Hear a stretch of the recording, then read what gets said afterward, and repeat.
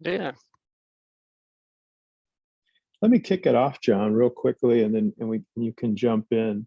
So hi, everybody. This is Peter. A number of our clients, Mindset is an SAP partner of about 80 clients. We do about $80 million in bookings per year. And in the last 2 years, we have done an awful lot of EWM work, especially around user engagement, and users being, it could be internal, it could be 3PL, it could be customers. And there are just so many personas within an organization that touch supply chain and EWM. As a result of a need for better productivity and user engagement, and even if you can stretch, delighting users with EWM, we've had to do a lot with Fiori. So the purpose of the call today is share a case study that we released recently in the healthcare space, where we basically did some very simple Fiori improvements to EWM following a brief design thinking sprint. And the host today to talk us through that is John Bragg. John is our Senior Director of Mindset Labs. He's a multi-decade SAP guru when it comes to especially usability and user experience. So from a human-centered design perspective, we can't have anybody better on here than John. And John personally led this case study through it. So you can see what we'll try to cover on the call today. Where are the limitations of EWM out of the box? And John, if there are questions about WM or possibly other areas, you could talk about those as well. How do we capture the ideal UX before we cut any code? Which of the Fiori elements deliver the best outcomes, and how do you determine which ones to use? And then finally, for an organization that's maybe planning ahead and thinking about how much is this going to cost me, how much time does it take? We're not totally agile yet. If we were to hybrid it, how long would it take? We can talk about some of those benchmarks and then have some questions as well. And the format again today is it's a very small group, limited invitation only, and we'll be able to have everybody's questions addressed. If they're not addressed during this 30-minute time frame, we'll definitely be following up, recording them, and then following up what the questions are. So with that, John, would you mind taking it over? Sure, can do. Thanks very much for the welcome introduction, and yeah, thanks for joining today. I think what I'll start off with is just kind of a quick overview of the actual use case and the customer story itself, and then we'll kind of dive deep into some of the things that Peter mentioned here on the left hand side of what we'll discuss, and hopefully be able to answer some questions there. So I'll try to leave try to at least that last 10 minutes for Q&A so we can get to all those questions. So the use case today is again, what can we do from a user experience perspective on top of EWM, on top of supply chain, top of logistics? I think all of us have have experienced some logistics nightmares in the past 3 years or so with some interesting supply chain and product issues along the way. And this was something that we did for a healthcare and veterinary supplies conglomerate company, actually based both in the Twin Cities and in the Denver area. That they were just trying to get information. And we actually went into this with a completely different lens. And once we actually got into their plants, got into their supply chain process, we noticed, hey, this might not be where your problem is. Your problem is in not knowing what sort of data you have in the real time. So we'll get to exactly that and how we kind of do that. How do you get into that sort of thing? So running through, we'll keep this a little bit short. I know Peter already mentioned a little bit about us itself and the value that we bring, but really the biggest things to mention here is where you look at Design Thinking 101 over there, and member of the App House network. These are a lot of things that we bring to the table in working with our clients and customers and trying to empathize with end users and really define and get to a real end problem for folks. Like, what is a user experience update if you're not being human-centered, or you're not trying to solve those to get to those human outcomes and those business decisions based on that. So we've done a lot of these over time, and it's a really fun idea that our team had to start going through some of these use cases and just be able to ask some questions about it and see where it might be replicable in your environments as well. So The first thing I want to start off with is like SAP warehouses, whether it's EWM or WM, have had a lot of complexities over the years. It's a really complex add-on, complex system. People are trying to understand exactly what they can do with it, where they can do it. There's a lot of KPIs, there's a lot of analytics, there's a lot of just really fast-moving environments in warehouses. So each time we go into a customer and it's of this logistics pain point, we see this over and over again. All of these pain points come up almost every single time. And maybe I don't know if Patty, these are some of yours as well, as far as just looking at where EWM is going, or exactly what I should be using, or what's the next steps in my WMS system once I upgrade to S/4HANA, if I'm already on HANA. How do I use this as a standalone system or an embedded version? Everything like that is very common that we see each time. So looking at this from a design thinking lens, and where this use case really focused. So this company, we actually went into this design thinking warehouse doing a lot of observations. So this was, we can actually go into a physical warehouse, and we can follow different workers around and see different pain points that are coming out. So the biggest persona that we saw coming out as a pain point here was of the warehouse manager themselves. So they're looking at EWM usually multiple times a day, or at the end of the day, they see this huge work monitor that they can see tasks and different things and where people are assigned. But it's all in the past, right? All these things have been done. They're very, very reactive because it's such a fast-paced environment. You're trying to get goods from receiving into a put away location. You're trying to get those into the pick, pack, and ship process. You're trying to get those back out onto a truck and to your end customer. And those things are so very fast paced. All you're doing is putting out fires. So continually, day after day, each person we talked to, that was their biggest problem, was that I'm so reactive, I can't possibly, look at things in real time, or even, try to be a little bit proactive about this. So a lot of the pain points on the right-hand side, I'd be curious if these are pretty industry standard. I think we've seen this from at least 6 or 7 of the customers that we've worked with in this area, and a lot of the goals. So the goals of these folks are just, how do we increase our throughput? How do we make sure our employees are being tracked and we're rewarding those high performers and really creating a good culture of work within the warehouse? And how can I actually see what we're doing in real time versus looking at yesterday's reports in the morning today, just to try to adjust where I put my people or where do I assign my people. So that all happens within our design thinking process. So this is user interviews. This is following people around a warehouse, actually seeing this in action.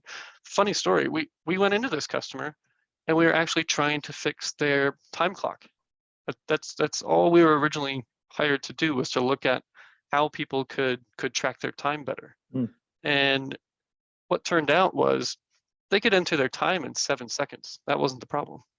What was the problem was no one could see where they were being assigned, how they were being assigned, and what throughput they were getting. So what the outcomes of these things were, and I'll page through a couple of screenshots here of different dashboards, but this is— John, yeah, just go before ahead. you do that, real quickly, when you talk about design thinking, that entire process from start to finish, how many weeks did it take?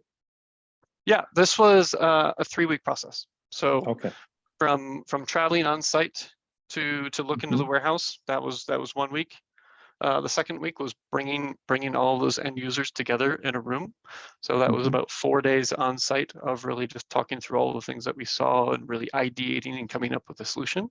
And then that last week was prototyping. So coming out of that, you get a very high resolution prototype that we provide for these warehouse managers. For example, they can click through, they can see it, they can showcase and give feedback on, hey, this is really going to work for me, or we need to change some stuff.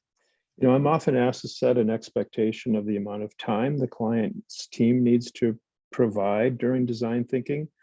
I know it's usually about 4 or 5 people, but how much physical time do they have to commit to design thinking?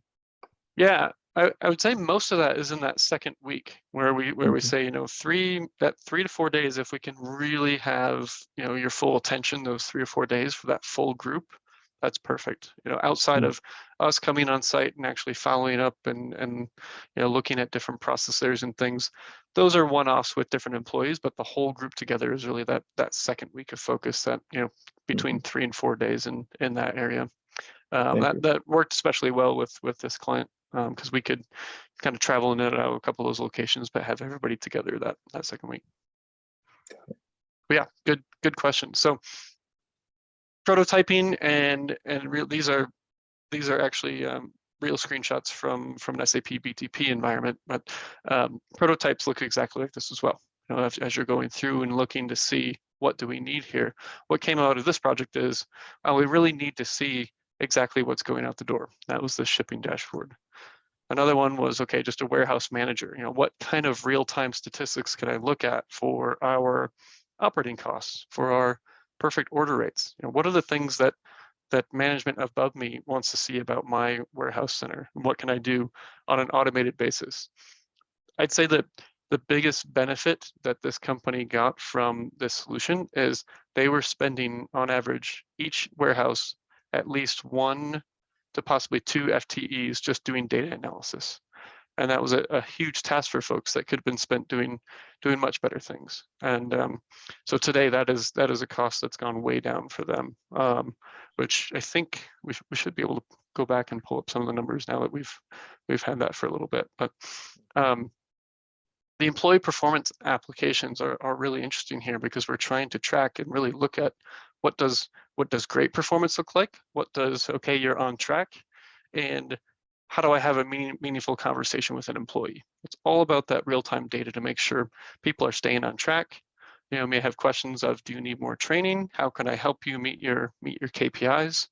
All of these are task-driven from EWM. So we use the warehouse monitor just a ton, and where things are being designed and where things are being assigned to, and how they're getting through the process of pick, pack, and ship. And a lot of folks we found have these like line per hour targets of how much they're picking and where they're picking. So getting into those detailed employee performance metrics is really, really cool to see.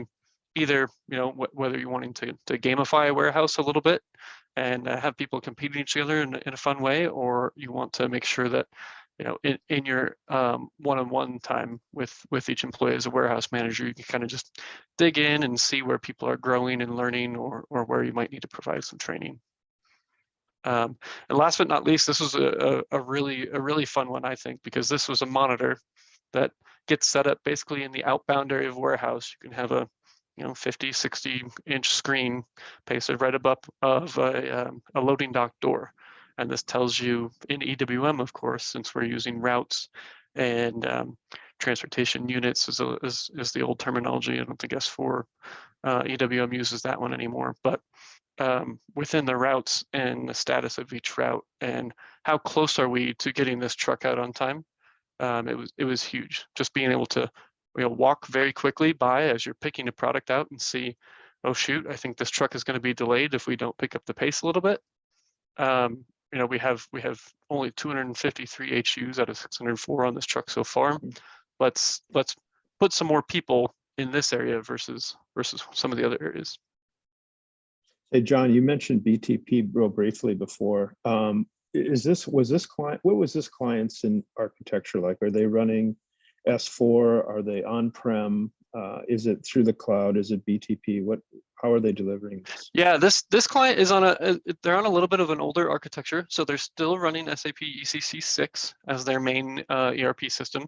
They actually have both WM embedded into that ECC environment, as well as a distributed EWM environment, all connecting together. So some of the original difficulties were actually, how do we get WM and EWM to talk to each other when we roll that data up? So different warehouses might have a different system involved, and that took a lot of just data mapping and making sure the business is okay with how we're compiling those KPIs for folks. There was CRM in this environment. Well, that I don't think that touched this warehouse project here itself. But yeah, all ECC 6. we built using SAP BTP.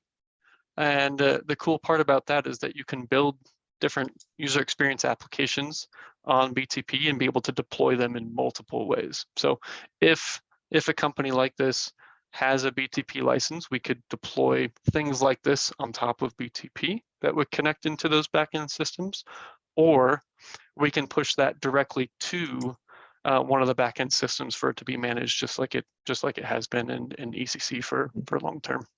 Yeah, so that's a really good question. So I want to definitely keep this short today. I can answer a lot more questions on the use case itself here and exactly where we focus. We started looking at things like, okay, how can we automate, what we're receiving? So there was a receiving dashboard in the queue there as well, of somebody can update, okay, I'm expecting 800 packages from UPS today that we have to put away, or these 3 trucks are coming in from our suppliers for our goods that we need to put away. Where do we track that? There was also more of a internal dashboard. So these are things like where are my open bin spaces? How many open bins do I have? How much space is being utilized in the warehouse? Just so I can start to plan around how much stock I can have at one time. Do I have any more availability in my warehouse, and where can I put it, and where can I go from there? So John, Yep. could I ask you a question or just on these bullets? So if we just sort of go right through the bullets, so EWM I know is limited from a lighthouse perspective, out of the box.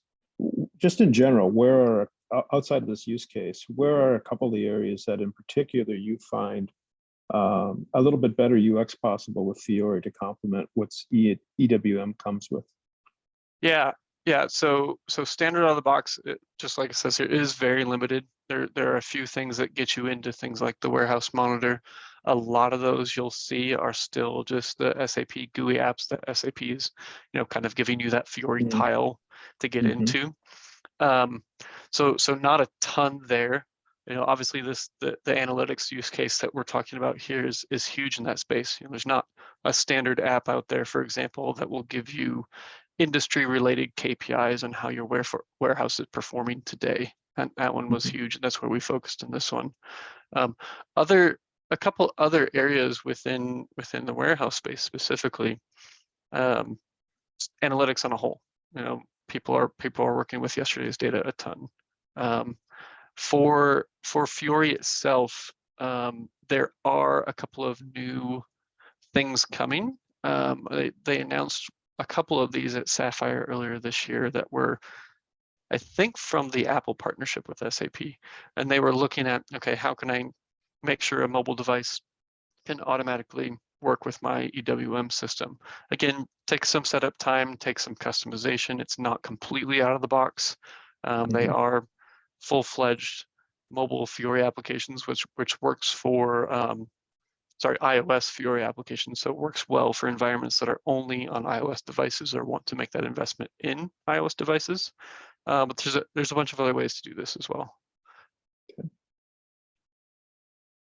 But yeah, going down from that, if we look at the second bullet point there, I'm happy to answer more things. I think our design thinking process really helps that along, and that's really looking at, how do I interview users? How do I get to their real pain point? There was some interesting, I think, Peter, you saw this as well. There was some very interesting articles just recently posted by the SAP design team and other folks. It's like, how do we create these human-centered experiences, or how do I build things that are based on human outcomes? And that's really what we've lived for the past 7 to 10 years here, is just, how do I get these things in front of real users to help that company performance? These business outcomes are not driven by the finance departments, driven by people in the trenches. SAP's head of design posted something on LinkedIn today, and it prompted me to look at the design thinking we have in flight right now across our clients. And the variety of apps that design thinking was addressing was everything from accounts payable app to a QM app, to they're just like 4 or 5 totally disparate areas. But that core value of design thinking in 3 weeks, 2 to 3 weeks, to make sure you've measured twice and cut once, it just works. I don't remember the last app we've delivered for a client that didn't have some sort of design thinking or design sprint at the front end. It just doesn't happen. Yeah, yeah, absolutely. Especially with these types of outcomes. Mhm. Now, this next one, selecting the right Fiori elements, that actually came from someone who wanted to attend the webinar. And I wasn't exactly sure how to answer that, so I just thought I'd put it out here and see what your reflection would be on that.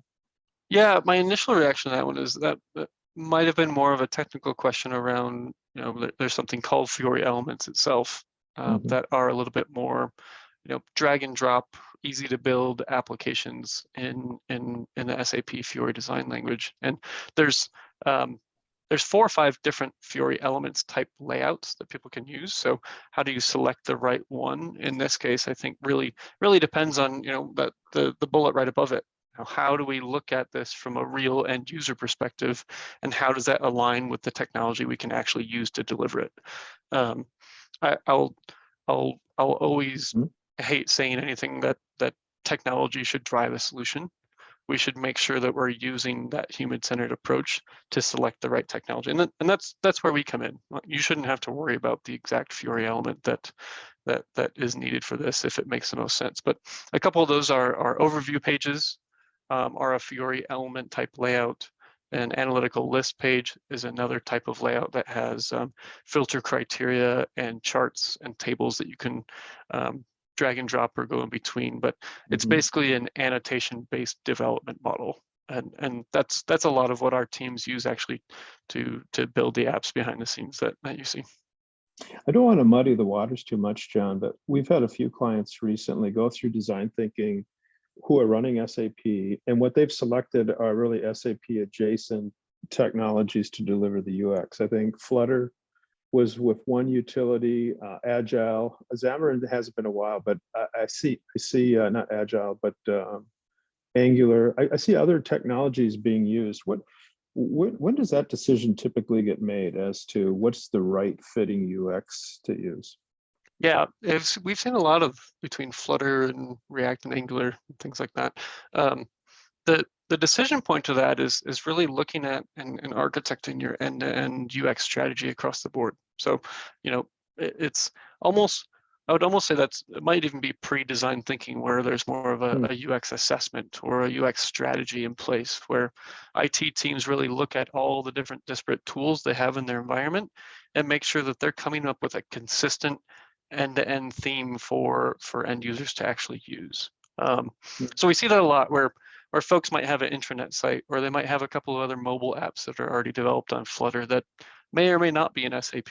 I think as a traditional end user of any sort of system, my biggest requirement isn't that I know that it's Fiori or Angular or Flutter, it's that I need to get the job done.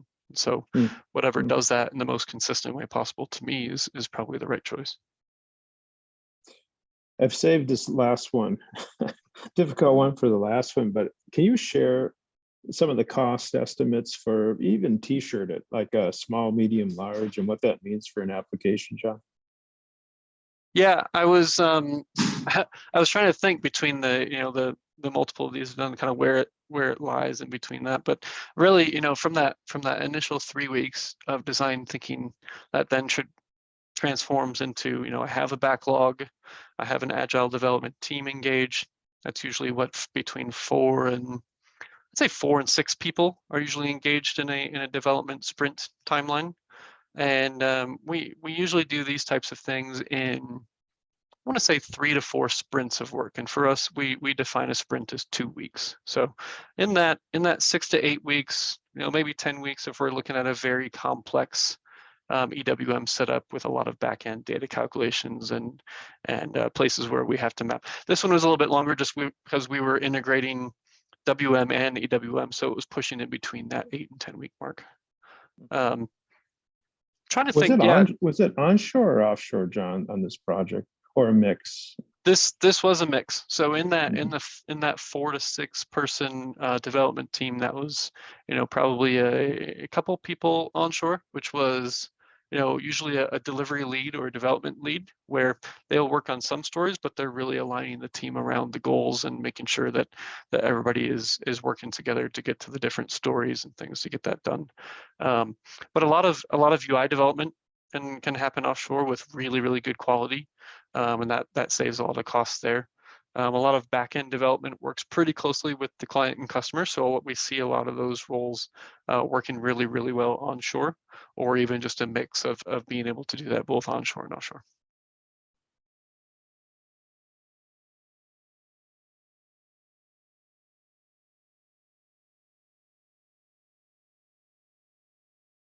Oh, sorry, Peter, I can't hear you. Sorry about that. I was just thinking. No worries. I got it. I was thinking 3 sprints for this type of app, 2 to 3 sprints. Are we talking about US, what, 40,000, 60,000, 100,000? What is the rough cost of to deliver something with a mixed hybrid team? Yeah, let's see, that 2 to 3 week sprint timeline, it's probably within that 60K number, I think. We're looking at 4 or 5 folks, 2-3 sprints. Yeah, right around there. Yeah, I know I've been involved in a lot of 2023 planning, capital spending planning with some of our larger clients recently. And they are basically taking their backlog, assuming they can't get through all of it, taking their Pareto approach, maybe the top 20% of the projects with 80% of the value, and then using some sort of a multiplier. And typically it's, I think they're using something a bit higher than that. It just depends if they need the more onshore face-to-face focus versus offshore. And some are regulated industries, they can't use the offshore. So it will be higher for them. Let me ask you one last question about best practices. Sorry to cut in on you, but we've only a little time left.